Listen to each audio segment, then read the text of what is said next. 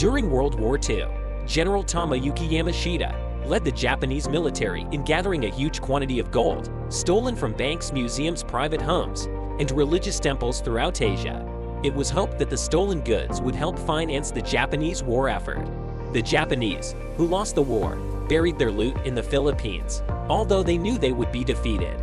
Dynamite was used to lock up the loot in several locations. The Japanese were defeated before they could protect their Philippines treasure hoard. Yamashita planted dynamite to protect the treasure in several hidden locations. Yamashita was captured and tried for war crimes after the war, and he was subsequently hanged. When he died, the treasure's location was lost.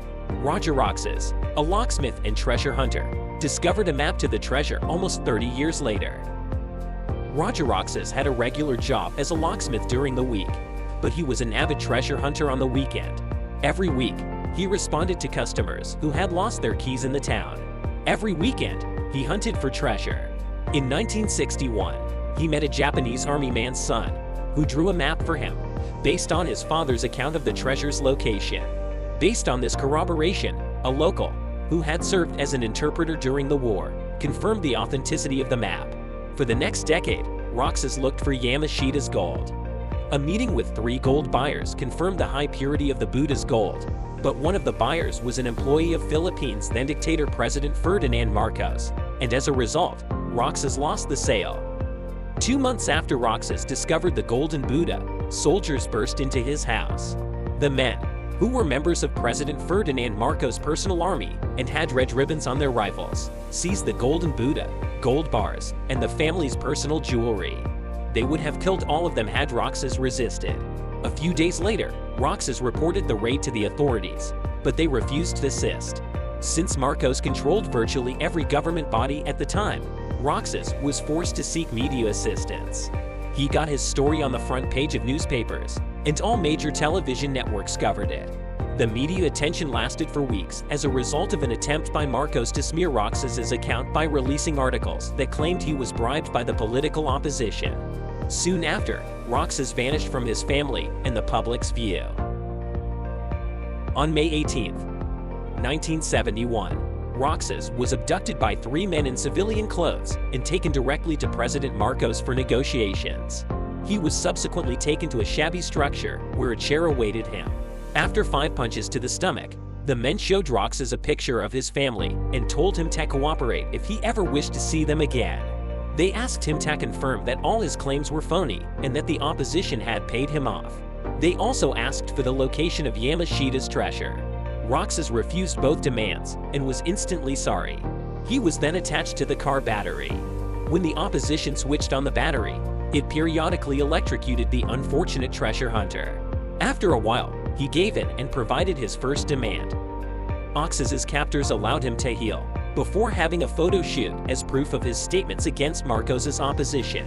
After reuniting with his family, he asked them to pray before returning to captivity. He was brought away after 10 minutes. Soldiers took him away after he was left alone in his room one night while guards secured its entrance. The president's men made a grave error. Roger Roxas was a locksmith. He was waiting for the chance to escape through a tiny toilet window that had been locked. He unlocked it, climbed out through it, and silently descended the roof. His family then escaped to a remote corner of the Philippines, where they hid for a decade after his imprisonment.